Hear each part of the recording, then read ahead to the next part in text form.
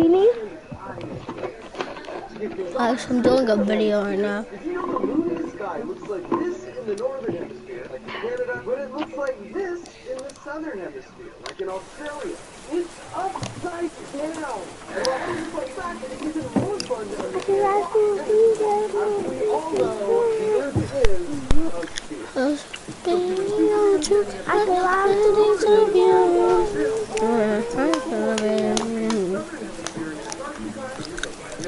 Of course, the moon over here orbits around the Earth like this, and I'm going to add an arrow to it to help us with the and so the Superman at the North Pole, that arrow would point up, but with respect to the Thor at the South Pole, that arrow would point down from this perspective. And now I know what you're thinking. If all that's true, then which way would the arrow point if your Spider-Man is here at the Spider-Man. And sure enough, here in Ecuador, at the equator, I'm happy to report that the moon does in fact appear to be shining. For fun fact 2 of 7, if you just stick 2 pins in some cardboard like this, and then connect them with the string and trace it out, you get my favorite geometric shape, an ellipse. But there's something really special about these 2 pin holes. They're called the focus points, and any straight line you shoot out in any direction from one of the points will bounce off the wall of the ellipse and always hit the other focus point. And here's proof, because I've got a laser pointer at one focus point, a ball of wax at the other, and a mirrored surface all along the interior wall. And now you can see no matter which way I point the laser, it always bounces off and lights up the wax. But here's the really cool part. If you build an actual full-size room in the shape of an ellipse, and then you stand at one focus point, you can hear even the faintest whisper from anyone standing at the other focus point, even hundreds of feet away, because all the sound waves bounce right back to your ears. In fact, this actual ellipse-shaped room was built by John Quincy Adams in the U.S. Capitol building. And legend has it, he was a master at anticipating the moves of his opponents plotting against him on the opposite side of the large hall. And now that you know the physics involved, it should come as no surprise that John Quincy Adams conveniently placed his desk right on top of his Blackfield focus point. Next up at number 3, everyone knows when you climb on the accelerator pedal of a car, stuff inside slides backward as you climb on the brakes. The stuff inside just keeps moving forward, including you, by the way, which is why we were thinking. So then why the heck when I'm driving to the birthday party and I have to slam on the brakes, does the cake slide forward, but the balloons actually move backward? As for the kick slide forward, well that's just Newton's first law in action, which basically says all stuff is kind of lazy. It wants to stay still unless the force comes in and tries to move things. And then Newton's second law tells us that the more you weigh and the more mass you have, the more force is required to even get through them. But here's the thing we sometimes forget. The air around us is a fluid, and it also has mass.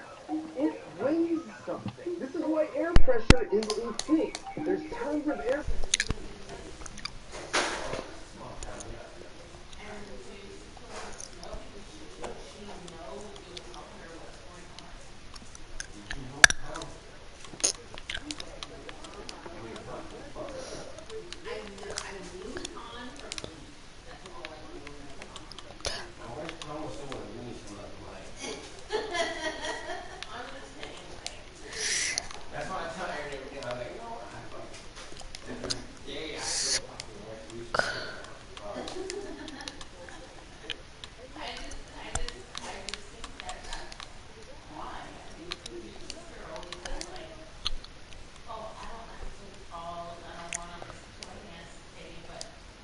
Better it is at talking things over.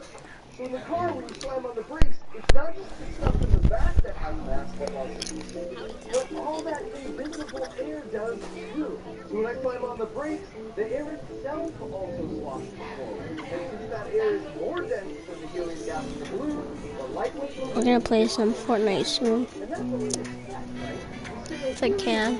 Floats in air, or this ping pong ball floats in water, but it's almost more like the heavier, more dense thing, in this case the water, fluidly cuts to the front of the line, forcing the poor ping pong ball up and out of the way. fact, you can see if you lay this jar on its side, the same thing happens as in the car. Once you give the jar a push, the water sloshes back, which forces the less dense ping pong ball forward, and when it stops, the dense heavy water sloshes forward, forcing the ping pong ball back. But for number 4, we're back here on the lake to figure out if sailboats move by having wind blowing their sails. Why don't they just Stokes get a big twin. old fan like this to power them through the water? Sort of like the guy in this viral video who's using a leaf blower, pointing into an umbrella, to scoot his way around on a skateboard. Well, let's think this through with a simple demo of a fan that's attached to this train car. When I turn the fan on and it blows air to the right, which way will the car go? Well, of course it goes right, because it's basically cutting through the air and pushing it backwards, which creates an equal and opposite reaction that pushes the train forward, just like an airplane propeller pushing air backwards. It's no different than me standing on the skateboard, and when I push watermelons to the left, they push back on me, so I run to the right. Hey! Again! And so now let's place a brick here so this car can't move, and then add a second cart here with the sail. Now when I turn the fan on, which way will this cart move?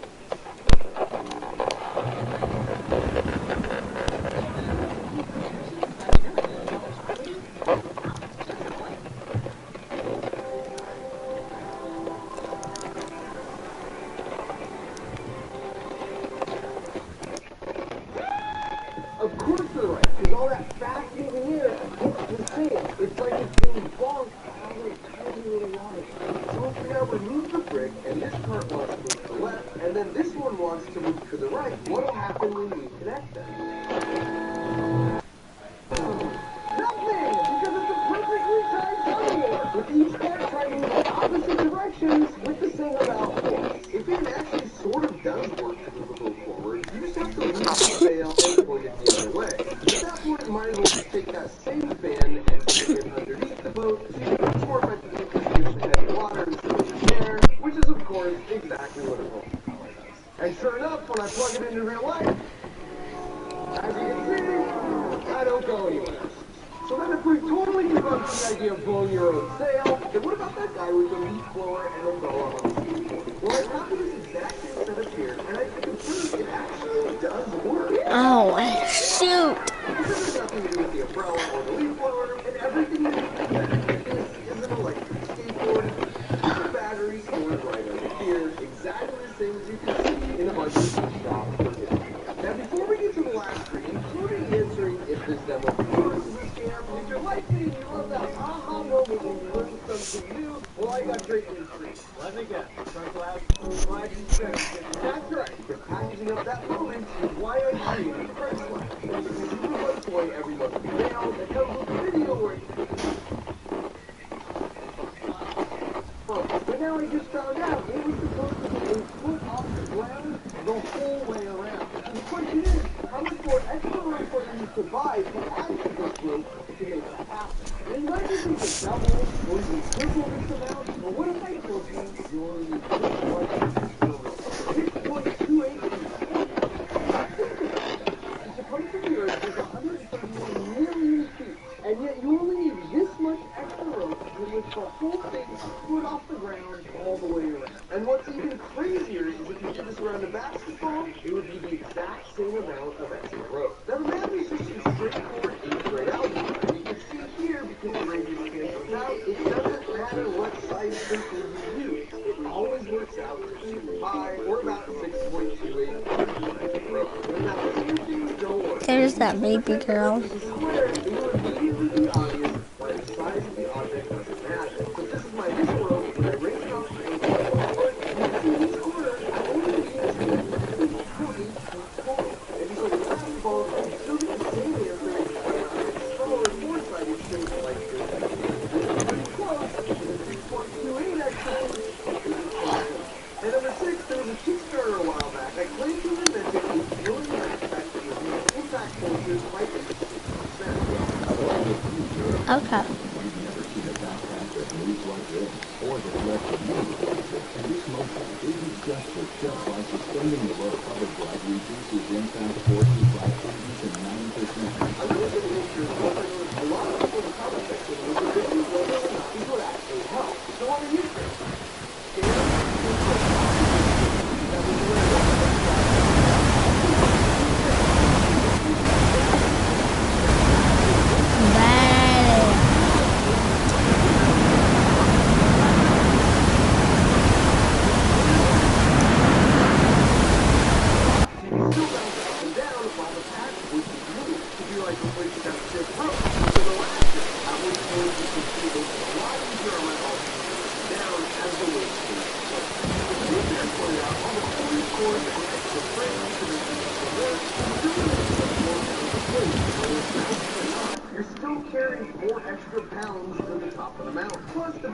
shows that ideally in real life probably wouldn't work out.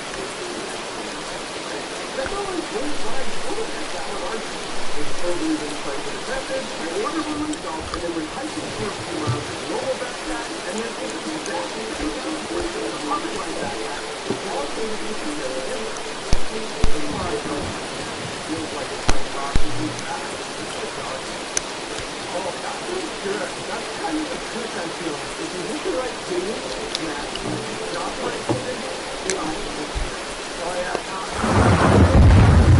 literally on power. When I reach the power, repeatable tuning, but I'm in sort of rough, sporadic hiking thing. If it's not working, I have to wait for forward. Final time,